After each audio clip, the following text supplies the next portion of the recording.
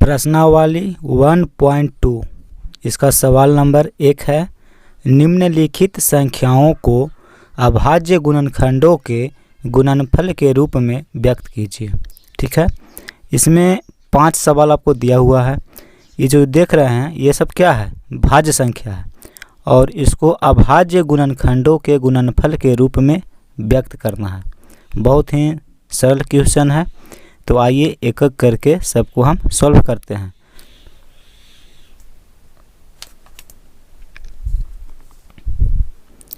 पहला सवाल, ठीक है, यहाँ लिखिएगा कि दिया है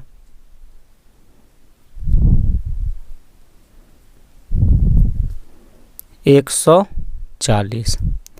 अब 140 का हम पहले अभाज्य गुणनखंड करते हैं।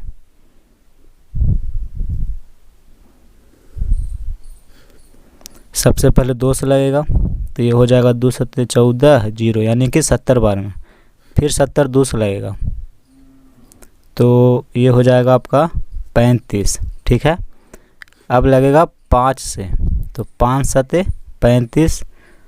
अब 7 है तो 7 को हम 7 से लगाएंगे, 7 एकम 7। तो देखिए 140 का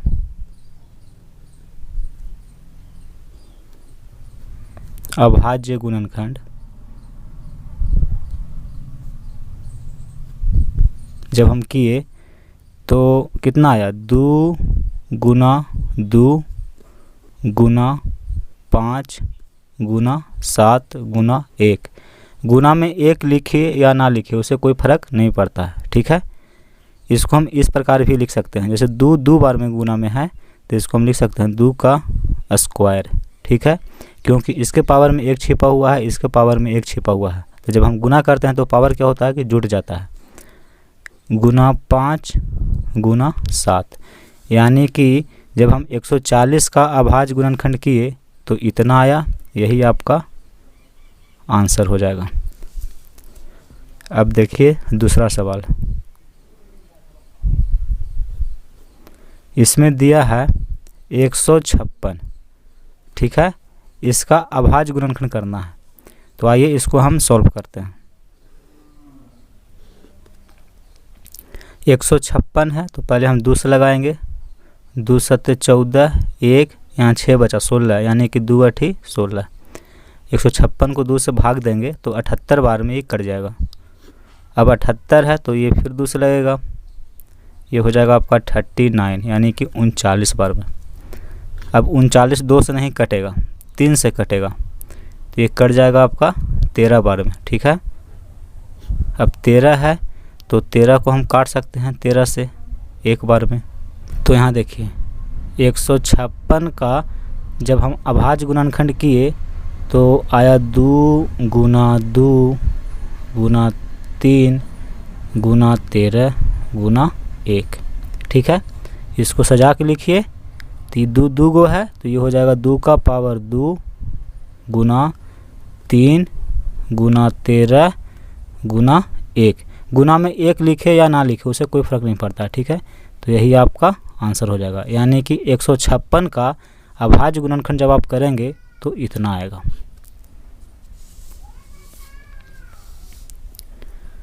अब सवाल नंबर 3, इसमें दिया हुआ है, यहाँ लिख लीजिएगा पहले कि दिया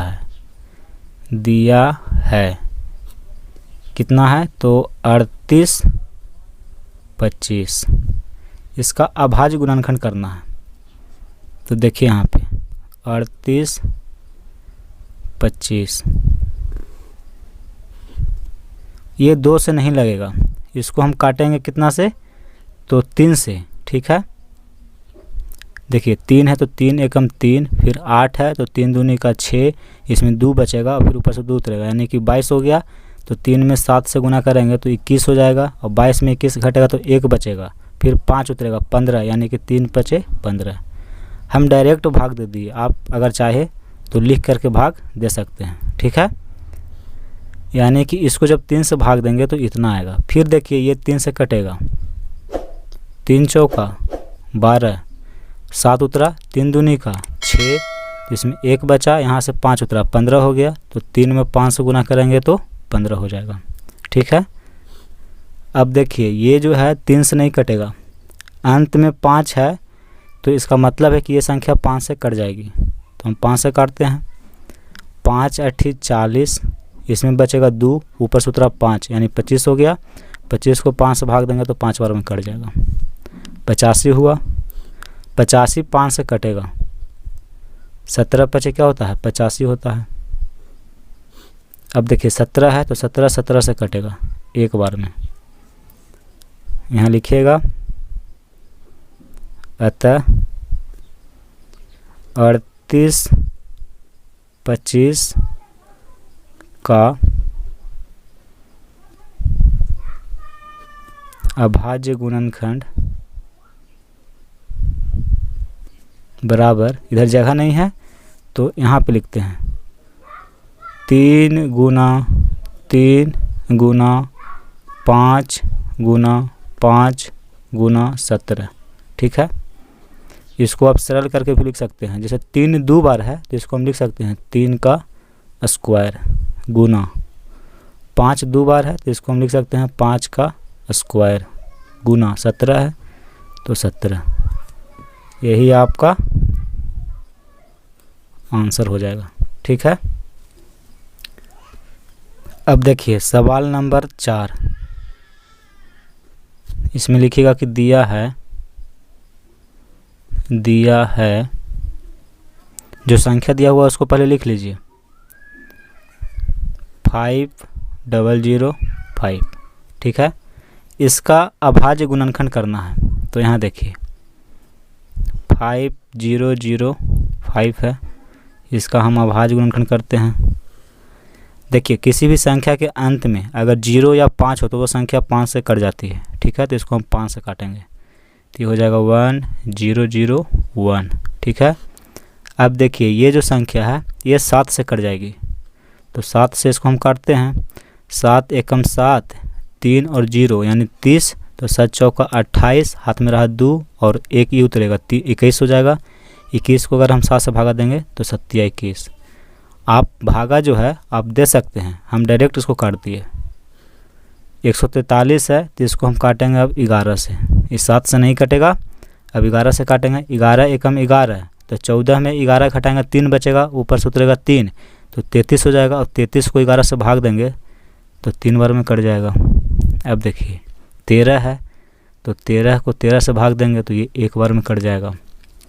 यहाँ पे लिखिएगा, ये दूसरा है। ठीक है। इसको आप मत देखिए, यहाँ पे देखिए 5005, यानी कि जब इसका हम अभाज्य गुणनखंड किए तो हुआ 5 गुना 7 गुना 11 गुना 13। देखिए 5 गुना 7 गुना 11 गुना 13, यही आपका आंसर हो जाएगा। सवाल नंबर 5 लिखिएगा कि दिया है जो संख्या दिया हुआ उसको पहले हम लिख लेंगे। संख्या है 7429, इसका अभाज्य गुणनखंड करना है। ठीक है। तो देखिए 7429, इस संख्या को हम 17 से भाग देंगे। ठीक है। तो जब इसको हम 17 से भाग देंगे तो ये कट जाएगा 437 बार में। देखिए ना 17 चौका 68 और बाकी यहाँ बचा कितना 6 और ये 2 हो गया यानी कि 62।